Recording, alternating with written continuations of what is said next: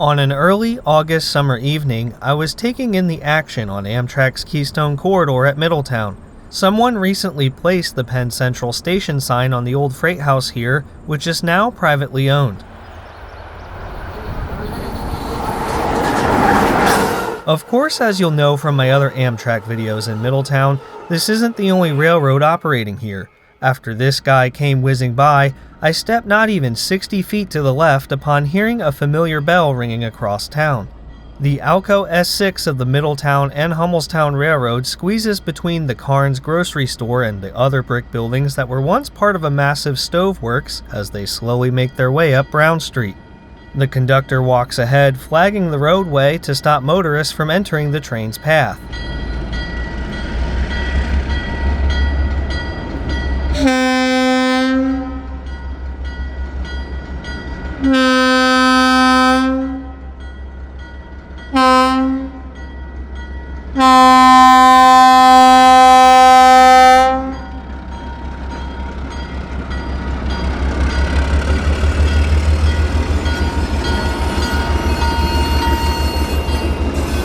The conductor hops back on after clearing Catherine Street as they continue west toward the interchange with two empty scrap gons and an empty tank car separated by a side dump gondola used as a buffer between hazmat cars. The Middletown and Hummelstown interchanges freight with Norfolk Southern, which operates over the former Penn-Harrisburg main line at night to not interfere with Amtrak. The M&H occupies the former Reading branch line that connects to the Lebanon Valley main line in Hummelstown, now Norfolk Southern's Harrisburg line, though a washout halfway up the line limits freight customers to Middletown. Nevertheless, this small mom-and-pop railroad occupies some interesting real estate through town, as we'll see here in a bit. After an hour of shuffling the outbounds, 151 returns with three tank cars crossing over South Wood Street. Although we're in former Pennsylvania Railroad and Reading territory, 151 wears the livery of Western Maryland, the railroad it was built for, whose closest rail line reached York 16 miles to the south. Western Maryland purchased two ALCO S-6 switchers in 1956, though sister unit 152 was not preserved.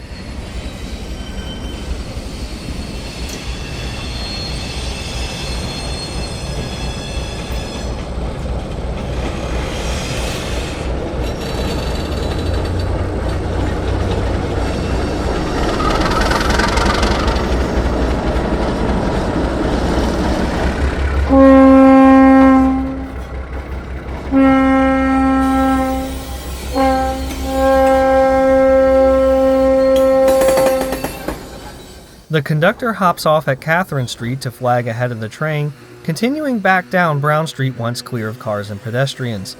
They'll sound their horn for South Union Street, the main north-south route through town that's part of Pennsylvania State Highway 441.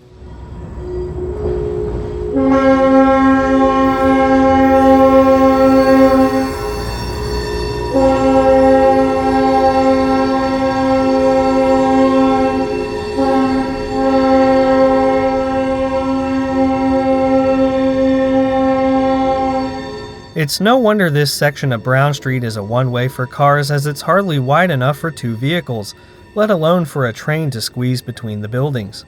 The old siding for the Wincroft Stove Works, much of which stood on what's now Carnes parking lot, was never removed from the pavement. Railroad tracks through streets were common in the industrial areas across American cities and towns until the businesses relocated outside city limits, moved overseas, or became obsolete with technology. If you're vigilant, you'll still find old rails buried in pavement in many areas that have gentrified to storefronts and apartments. As for the M&H, the roadway shared by the tracks bustles back to life, the train serving as a brief interruption a few times a week whenever the customers need cars, as there is no set schedule.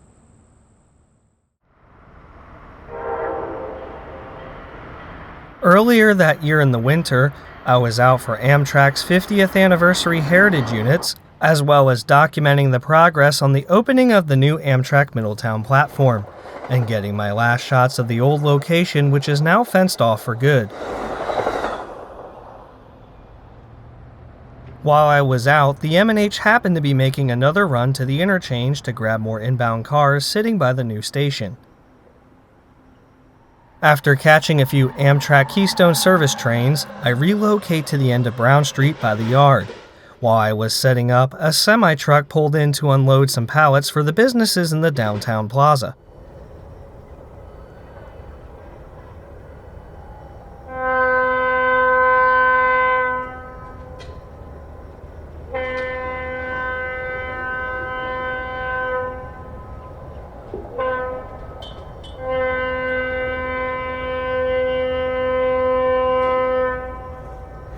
Well, I don't think the truck driver had in mind that a train would also be trying to use the same street as his freight route, and the clock starts ticking to get out of the way as they come into view a quarter mile up the road.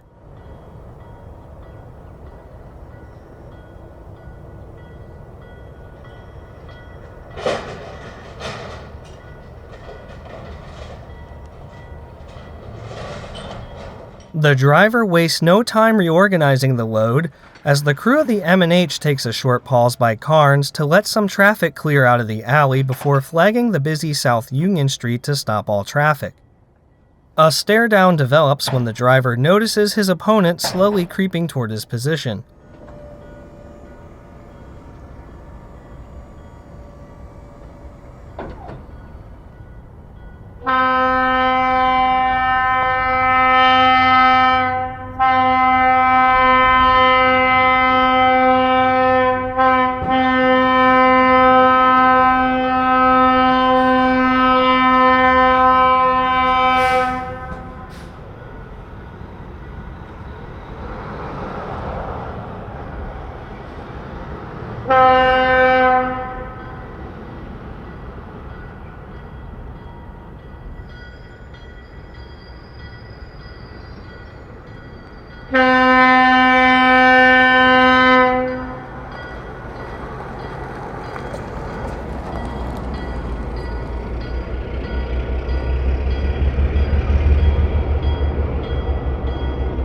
Everyone manages to squeeze past despite additional obstacles of snow and parked cars. I also move out of the gauge as the train rides the brakes downhill into the yard. It may not seem like much, but we'll find out otherwise later in the day.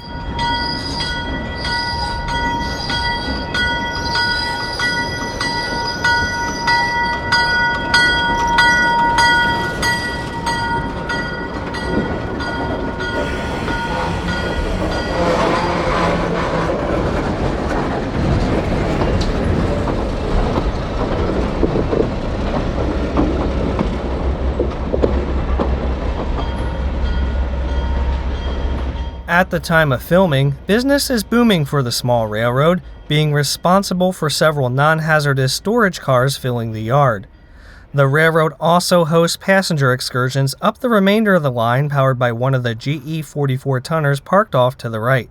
For now, the train will proceed east of town to store the scrap gun in an inaccessible location below Route 230.